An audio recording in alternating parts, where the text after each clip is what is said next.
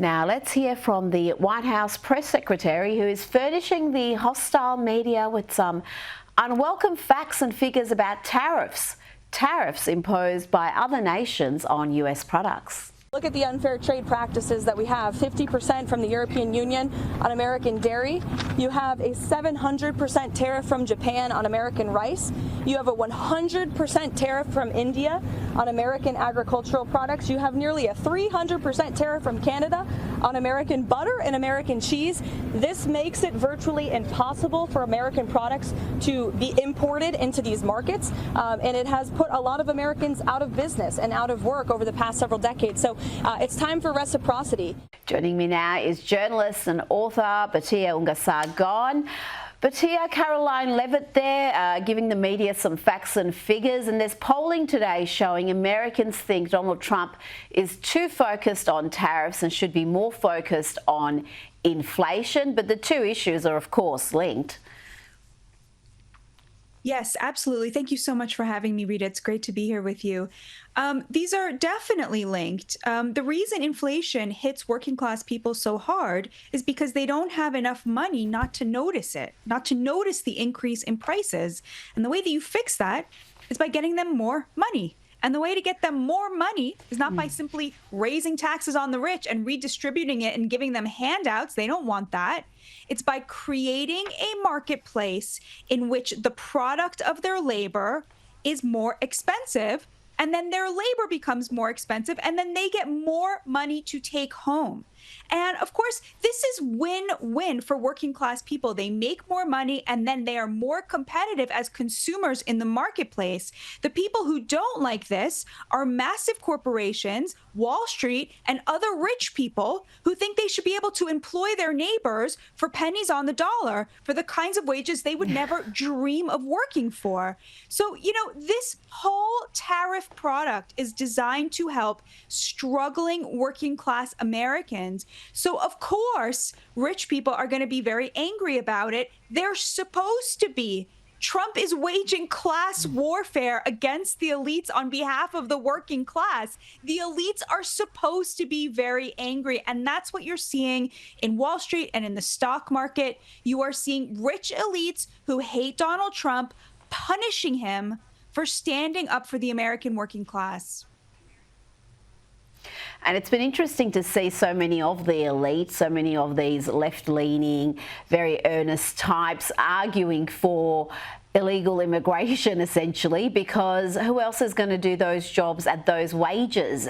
And it's the sort of argument you could have put forward to defend slavery. And that point seems to be lost on them, that this is neither good for the people you're bringing in or enticing to come in illegally to work for these low wages, and it's certainly not good for the American working class, who are then also having to compete with illegal immigrants for those low-skilled jobs. Yeah, remember Nancy Pelosi going out there and saying, but who will pick the crops? Or Jasmine Crockett, I know a favorite of yours, Rita, who a few weeks ago was giving a speech in which she said to the audience, nobody here wants their children to go into hospitality. I'm sorry. The majority of people who work in hospitality in America are American citizens by a wide margin. Why are you out there insulting people who do an honest job for a living, who work really hard, and you're out there sneering, telling an educated audience, well, you would rather die than see your child go into this industry?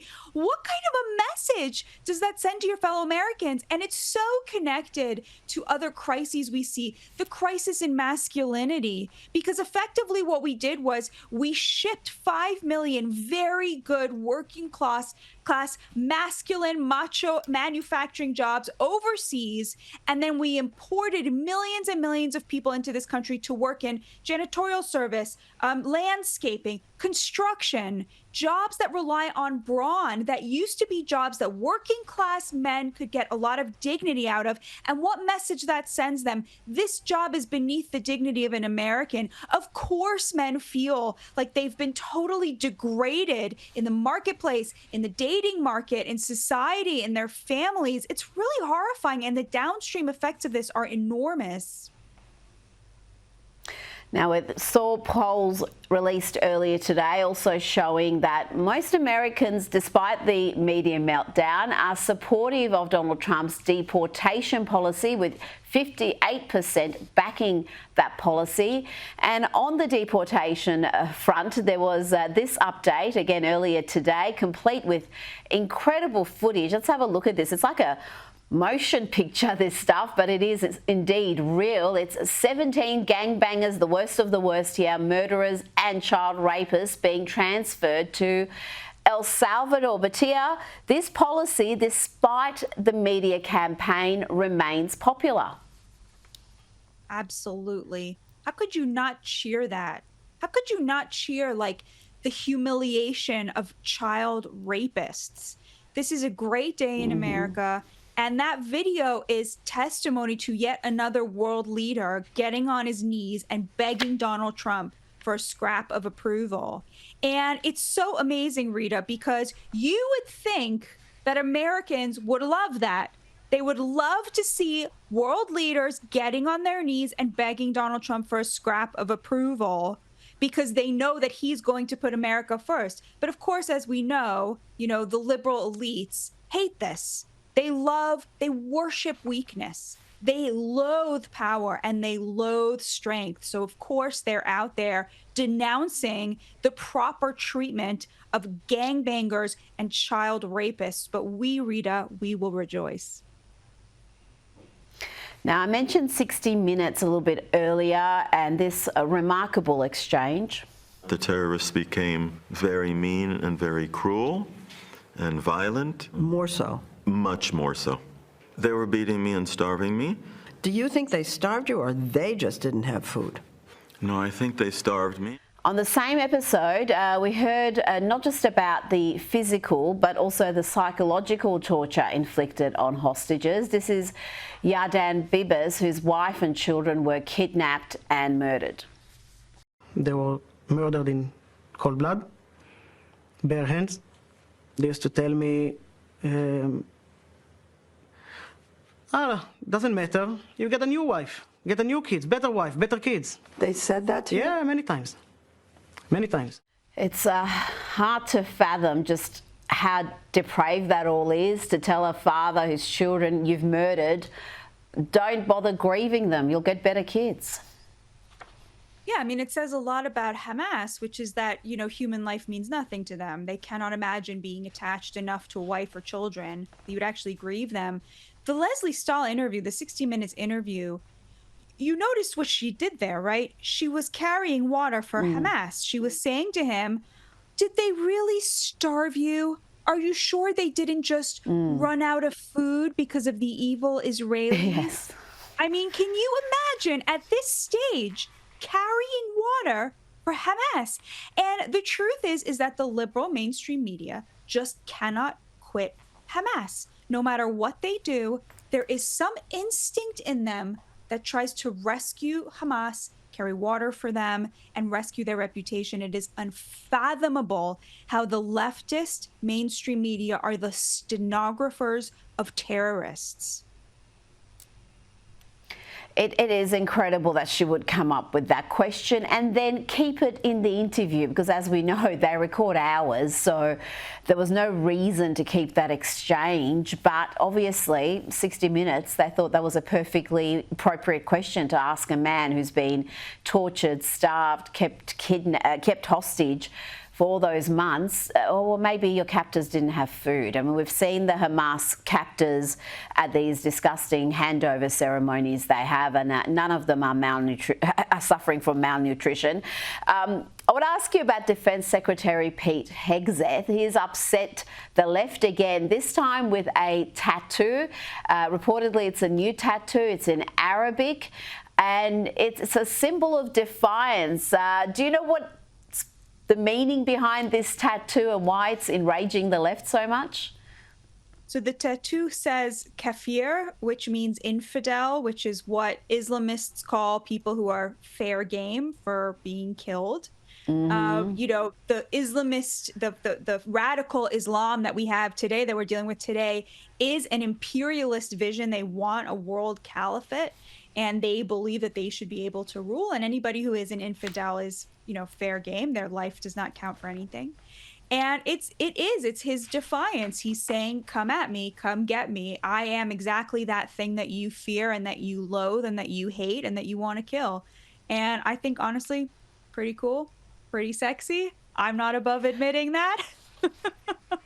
It is actually an awesome tattoo. I don't have any tattoos, but I reckon that would be on the short list if I were to get one. That is just a kick-ass message right there. It's saying to the extremist, I'm not ashamed, come get me. Yeah, it's no, I've got to say, and if it's upsetting all the right people, that just makes it even better. Now, Batya, I'm still not sure whether this next story is an April Fool's joke or not. It was certainly released, this information, well before April 1 here in Australia, and that is that Kamala Harris, yes, the failed vice presidential candidate, is heading to Australia to a real estate conference. She's going to headline a real estate conference on the Gold Coast where she's rumoured to be paid $500,000, I'm not sure whether that's US or Australian dollars, to deliver one of her infamous word salads. Can you believe this? It's kind of a keyhole, like a window into how the elites operate, which is they confer upon each other credentials. And then for the honor of having those credentials, they pay each other a lot of money to listen to what each other have to say.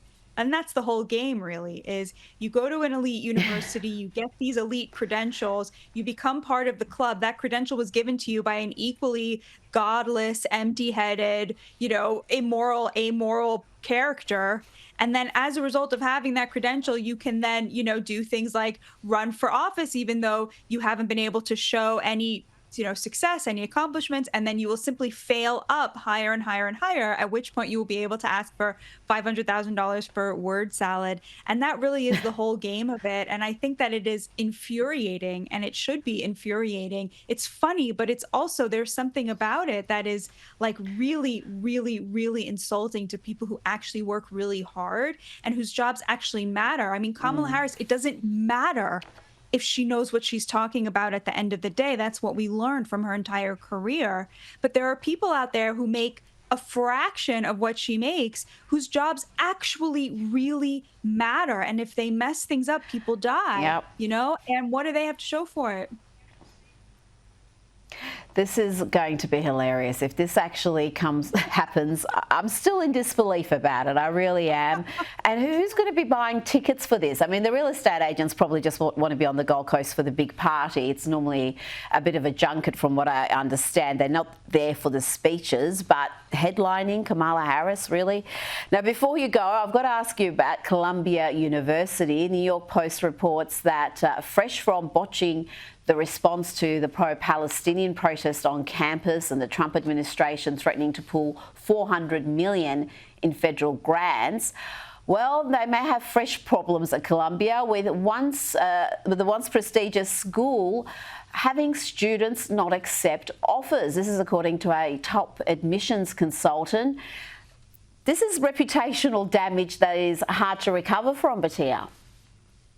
There's the reputational damage. There's the fact that many Jewish students are not going to go there. I bet you also a lot of international students who really like Hamas are now thinking twice about applying to Columbia because they know that they're not going to get a pass. I wonder if that visa issue is also impacting the enrollment because, of course, these universities make a lot of money off of foreign students. So I think, we're really seeing a sea change here, and it is 100% the result of the Trump administration pulling off once again things that I thought were totally impossible, like trying to get elite universities to behave in a moral way.